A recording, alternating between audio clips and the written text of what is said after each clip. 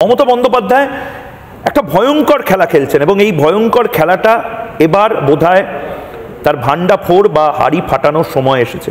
মমতা বন্দ্যোপাধ্যায়, স্বর্ণালী শুভ্রাংশুদা, মানে তুমি ভেবে দাও যে টিচার ছিল সে এখন রাস্তায়, যে টিচারই করবে বলে ভেবেছিল সে এখন রাস্তায়, যে ডাক্তার তাদের একটা নির্দিষ্ট আন্দোলনের জন্য রাস্তায় ছিল, টোটাল পলিটিক্সটা রাস্তায় নিয়ে এসে হাঁটু গেড়ে বসে একটা বাধ্যবাধকতার জায়গায় আসছে মমতা বন্দ্যোপাধ্যায়। তারপরে যদি 1 টাকা চালও এদের দেয়, এই সুমন বিশ্বাসদের, এরা তো বলবে না না অ্যাটলিস্ট কিছু তো দিচ্ছে, বেঁচে পড়তে গেছি।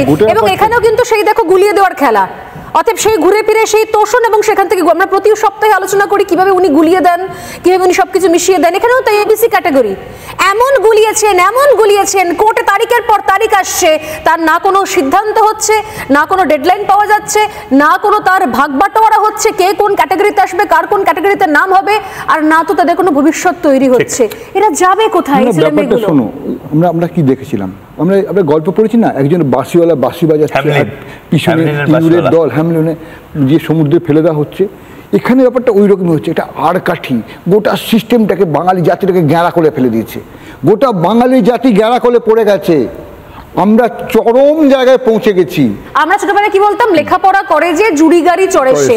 এখন লেখাপড়া করলেও এখন রেজাল্ট তো নেই। লেখাপড়া করে যে গাড়ি চাপা পড়ে সে, এখন পুলিশের লাঠির বাড়ি খায় সে। না, যেটা প্রবলেম, যেটা সমস্যা হচ্ছে, এই যে তুমি যেটা খুলতে চাইছো আর খুলছো, কিন্তু ওবিসি এই যে সংরক্ষণ, না ওবিসিটা কি এত বড় একটা ইস্যু? না, এটাতেই দেখ, তাহলে দেখিয়ে দিলাম, দেখ এই দেখিয়ে দেওয়াটাই সমস্যা হচ্ছে। কাদেরকে দেখাচ্ছি? আমাদের সন্তানদের দেখানো হচ্ছে। আরে ব্যাপারটা মিটিয়ে নাও না ভাই, যা হয়েছে মেটাও, ছেলেগুলো পড়ুক কলেজে। ও কিন্তু না, মাথাটি নত করবো না, বা অন্য একটা কোনো পলিটিক্যাল হয়ে যাবে ব্যাপারটা, এটা গেম হয়ে যাবে পলিটিক্যাল। ঠিক এই জায়গাতে মানে এটা তো একটা ইস্যু, কিন্তু আরেকটা ইস্যু সেটা হলো 26,000 ছেলে মেয়ে, তাদের পরিবার। এই 26,000 ছেলে মেয়ে কিন্তু মানে এভাবে আমি বলতে চাইনি, আমার আগেও আমি বলেছি, আমি দুঃখিত, কিন্তু ওদের বিশ্বাসটা কোনো একটা খুব স্ট্রং টিএমটি বার দিয়ে তৈরি।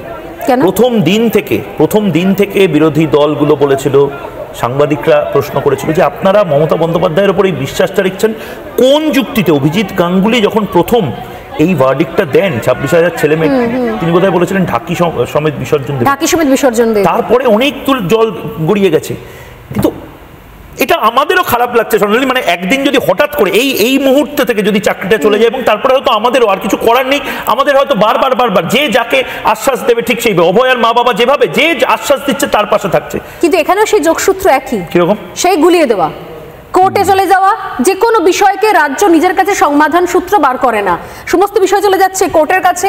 সীমাহীন দুর্নীতি, সীমাহীন করাপশন, সীমাহীন তোষণ সব ঠেলে দেওয়া কোর্টের কাছে।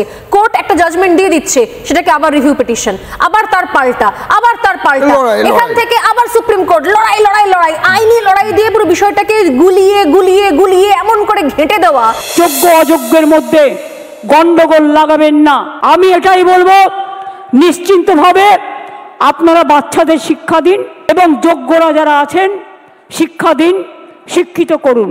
ফার্স্ট আমাদের তদন্তটা করতে দিন, আমরা ক্লারিফিকেশন চাইব, আইনের ধারা অনুযায়ী কাজ করব। কারো চাকরি যাওয়াটা আমাদের ধর্ম নয়, চাকরি ফিরিয়ে দেওয়াটা, চাকরি করে দেওয়াটা আমাদের ধর্ম। তৃণমূল কংগ্রেস চলে যাওয়ার পরও পরবর্তী যে দলই আসুক, বিজেপি আসুক, অন্য কোনো দল আসুক, যে কেউ আসুক না কেন, বা মমতা বন্দ্যোপাধ্যায় চলে যাওয়ার পর যদি অন্য কেউ তার দলে মুখ্যমন্ত্রী হন, তিনিও এই জট ছাড়াতে পারবেন না। নানা ধরনের কন্টেন্ট দেখার জন্য লাইক করুন, শেয়ার করুন আমাদের ফেসবুক পেজ, সাবস্ক্রাইব করুন আমাদের ইউটিউব চ্যানেল।